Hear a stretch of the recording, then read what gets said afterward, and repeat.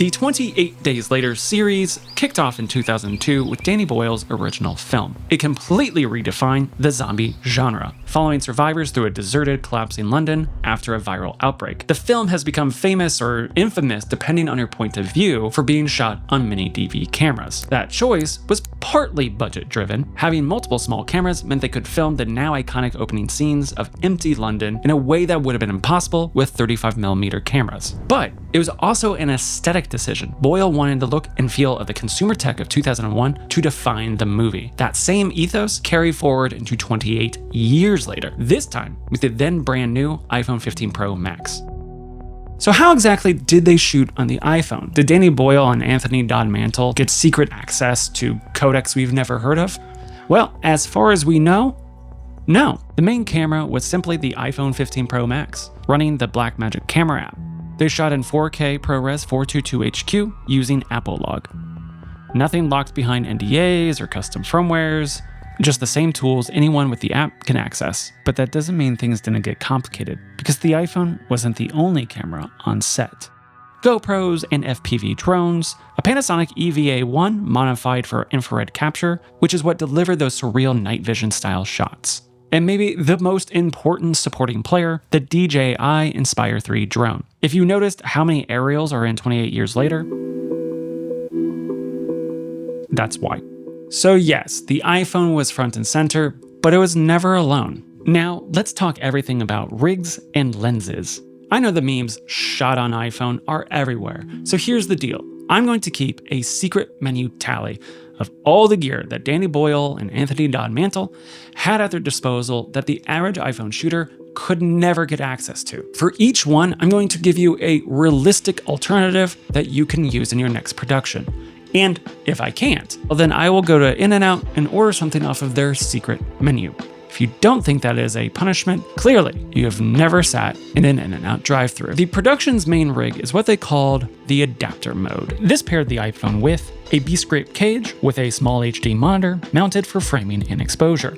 1TB Samsung T7s were their SSD of choice. For power and video distribution, the team used a very simple Anchor USB-C hub that did a lot of heavy lifting. And I basically built a backpack system which I called the flux capacitor, which you could run the cable down into the hub, which also powered the phone at the same time, so you could charge whilst shooting. The PD USB-C was used to deliver power to the iPhone, and the HDMI out was used to route the video signal, which that HDMI out was then converted to SDI via Blackmagic HDMI to SDI converter. They then ran that SDI out to wherever it needed to go, wireless monitors, DIT tent, etc. Basically, this hub was the octopus holding this entire operation together. But let's be real, this setup is best known for the comically large lenses they attached to the iPhone. For lenses, the studio build leaned on the Atlas Mercury 1.5x anamorphics. 36, 42 and the 54, and then later on down the line we got a 72 and a 95. And we had spherical as well. We had a Canon K35 zoom, and that was sort of our core package. The Mercuries, paired with the iPhone 16:9 sensor readout, gave the film its ultra-wide 2.76:1 aspect ratio. The same format was used in The Hateful Eight, The Creator, and most recently in Sinners. The K35, on the other hand, is a spherical lens, so they cropped it in post. But those slow telephoto zooms you see throughout the movie, that's why they used the K35. They were able to use these lenses by attaching them via a B-script lens adapter. If you're old enough to remember the mini DV era, this setup will feel familiar. The converter uses a piece of ground glass to capture the projected image from the cinema lens. And then the iPhone rephotographs that projection. So what does this give you? It provides a shallower depth of field and the ability to use proper cinema glass at its full field of view. The trade-off, that subtle shimmer or texture you see in the movie, it may look like noise or, in particular, banding, but it's not. That is actually the ground glass. Normally, productions will do anything to avoid this, but Anthony Mantle and Boyle clearly leaned into it as part of the film's aesthetic. You can see the texture of the ground glass, ADM, he embraces all of that. Okay, so out of all of that, what is on the secret menu? Okay, first tally, let's just put it on there, K35s. They are not something that you or I are casually picking up. They are rare, insanely valuable, and usually locked up at top-tier rental houses. The alternative? Well, you don't need that lens. What you do need, though, is a parfocal zoom. That is a zoom lens that maintains focus regardless of what focal length you are within the zoom range. As B-Script is a full-frame adapter, you'll need a full-frame zoom, like these full-frame Laowa zooms. No, it's not a K35, but it will give you the same technical functionality. Smooth zooms, they long telephoto reach, but is a much more reasonable price point. As for the Atlas Mercuries, well, those are actually very accessible. Buying them might break your budget, but renting them is completely doable. But here's the catch. B-Script only sells an EF mount adapter for their converters. The production team, however, were using custom PL mount adapters. If you want to work around that, you can stack a PL to EF adapter in front of the converter. B-Script even lists this as an option on their website. Still, that truly is a secret menu tally. Now, before we keep going, let's just acknowledge that most likely everything on this film set was more than what 99% of iPhone shooters will ever want, need, or could afford. So I totally understand that even though I'm going to give realistic alternatives, that doesn't mean that this is what I think you need or should or are required to when shooting your next iPhone project. Literally, it's the iPhone. Use what you have, make something great. Production didn't just rely on high-end rigs. They also had what they called the consumer build. This was their off-the-shelf grab-and-go setup. Everything in this build could be purchased or rented without a Hollywood budget. And the crown jewel? Well, that was a lens that Anthony Don Mantle literally called the most imbecile piece of glass he'd ever put on a camera. It was bizarre. This rig consisted of everything we've already broken down, except they traded a cinema lens for an off-the-shelf 1.33x anamorphic lens from B-Script. The 1.3x lens was chosen over B-Script's 1.5x because the DP felt the distortion on the 1.55 was a little too extreme. Using the iPhone 16:9 sensor, the 1.33x lens actually creates a 2:4:1 negative. They then cropped this in post to match the ultra-wide 2.76:1 aspect ratio. This lens was used for some of the movie's most ambitious shots. Yes, that rotating multi-camera effect that you see throughout the movie, you know, like the Matrix. But instead of using $100,000 worth of camera, they mounted 20 iPhones in a semicircle and fired them off all at once. It was pulled off entirely by consumer-grade gear. In fact, the first and second AC had to manually start and stop every single camera on the rig. We call it the bar cam. I would be on the left wing and Ben Folk, my B camera focus puller, be on the right, and we would just sort of meet in the middle. The infected coming up to the church. So that was called the 8-bar cam. That's the handheld version. We had to switch off stabilizing, which meant I had to work out a way of holding us so it didn't wobble around and shake up and aggravate either Danny or the whole image as such. Handheld setups went onto the DJI RS3 gimbal. The gimbal wasn't used for buttery smooth moves, but to just simply eliminate micro jitters. With the iPhone's small size, it makes it impossible to shoot handheld without them. In a English summer, the light tends to fluctuate 7 stops in 7 minutes, and that's what we have to deal with. To control exposure while shooting with Apple Log, they used screw-on Tiffin full spectrum ND filters. These filters did 2 things.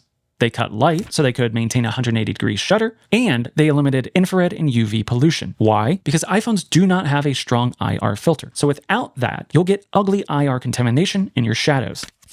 Now, you can buy these filters, but for casual shooting, they're not as practical as a standard variable ND. Still, for serious filmmaking, I would recommend them. Now, my favorite lens, and I don't think it's getting enough attention, is this. ADM had this idea. He called me up one day and he said, I need a seriously long lens. With our adapter mode, it still wasn't long enough. So I came across this telescope. This is the lens that Mantle called imbecile, and he wasn't kidding. I have no idea what they were thinking.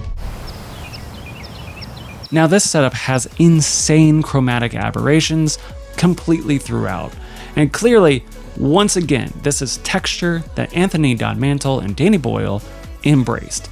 Now, the telescope comes with multiple magnifiers, so I'm not positive which one they used exactly. But to give you a realistic understanding of just how far away they were, here's my shot, and here's my buddy's telephone. And what that lens did is that adds a look, the stamp for 28 years later. And it became one of Danny's favorite lenses. It added something so magical to the film process. You know, it was used quite a lot. So, do I need to add anything to my in and out list? No. Everything discussed so far can be purchased online. In fact, that telescope is probably one of the cheaper ones I found on Amazon. Even the bullet time rig is low-fi. You could theoretically build it with some plywood. The only exception is the sheer amount of cameras. In fact, the production used around 55 iPhones in total. Hi, can I take your order? 55 burgers, 55 fries, 55 tacos, 55 pies. I am not gonna lie, the next section does get a little technical, but it is probably the best way to expose Apple Log if you are not upgrading to the iPhone 17 Pro. By the way, this has been by far the most ambitious video on this YouTube channel so far, and has required a lot of long editing sessions, and honestly, I was starting to feel it. That is exactly why I upgraded to today's sponsor, FlexiSpot. Their C7 Max ergonomic chair has been a lifesaver. This isn't your average office chair, it is designed to adjust to you. The 3D headrest tilts to the perfect angle, so you're not craning your neck at all. Plus, when it's time to take a break, recline back, flip out the footrest, and yeah, this thing's like a lounge chair. I have a bad back because I lifted like an idiot in college, so lumbar support is an absolute must. And instead of just pressing against your lower back, like my old one, this one actually supports it and basically keep your whole posture aligned without you even needing to think about it. You can also dial in the seat depth, which is huge for comfort, and the cushion itself is a mix of latex and memory foam. That means it's soft, but also supportive enough for your next 12-hour editing sesh. And honestly, what sealed the deal for me were actually the armrests, because they are like 5D and can move anywhere I need them to, which lets me focus on work and not how uncomfortable my armrests are. The backrest height moves up and down to match your body. So whether you're a short king or a maxed out tall boy, it fits you. For me, the C7 Max has been a huge upgrade. And from a value perspective, you're getting a 10-year warranty plus a 30-day free return policy window. Check the link in the description, use my discount code, and try it out for yourself. Here's where things are going to get a little technical, but also fascinating. And don't worry, if you get a little lost, just let me know, and I'll start back over.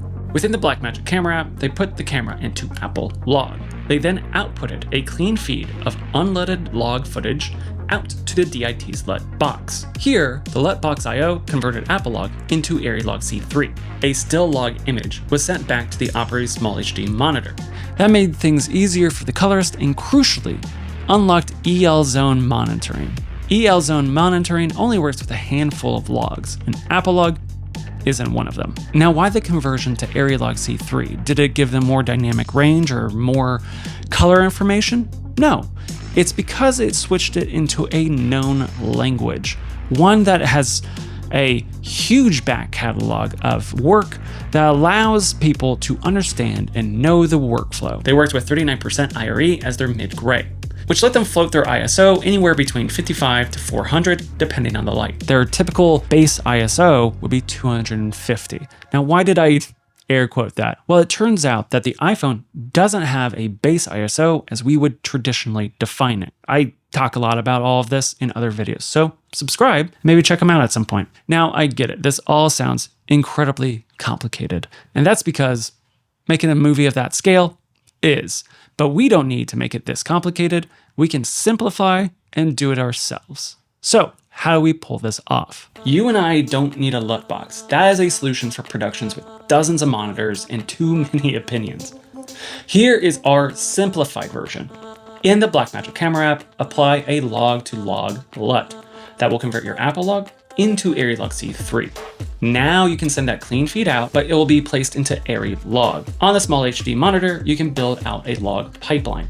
I got great results mapping ARRILOG C3 to its lowest ISO, since the clipping points for both Apple Log and ARRILOG C3 hover around 80%. Then I used the EL zone, just like Anthony Godmantle's crew did, to expose correctly, and finished by applying an ARRILOG C3 to Rec. 9 LUT. But what if you don't have a small HD?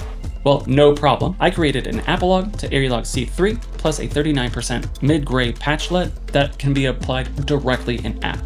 Here's how that workflow operates. Apply the LUT, expose using the mid-gray as your reference, swap from my Apple Log to ARRILOG C3 plus 39% middle gray patch LUT over to my ARRI BT1886 LUT for your creative looks, just like the 28 years later one I'm using to grade this entire video. Perfect exposure, no external monitor required. In post, they converted everything from every camera into ARRI Wide Gamut and ARRILOG C3. From there, they graded. And that is where Company 3 comes in. If you don't know the Company 3, well, they're basically the GOATs, like genuinely like I'm too old to use that phrase, but they are. They have done everything in the past 20 years that you would consider amazing. Now, what I love about this is that this is so reminiscent of 28 Days Later, where they're taking a prosumer camera and slamming it into a professional workflow. 28 Days Later was doing so many interesting things with their workflow that it's so cool to see how even 20 years later, Anthony Dodd Mantle and Danny Boyle are pushing prosumer technology to the brink. All right, secret menu is just 2 K35s and the insane amount of iPhones. Oh well, they did have like that infrared EVA 1. They did have A-list talent, a massive amount of crew, multiple departments, VFX pipeline, Company 3, young fathers doing the banger score, millions and millions of dollars. Literally a budget, actually, just a budget. All right, so final tally. That's a lot of in and out.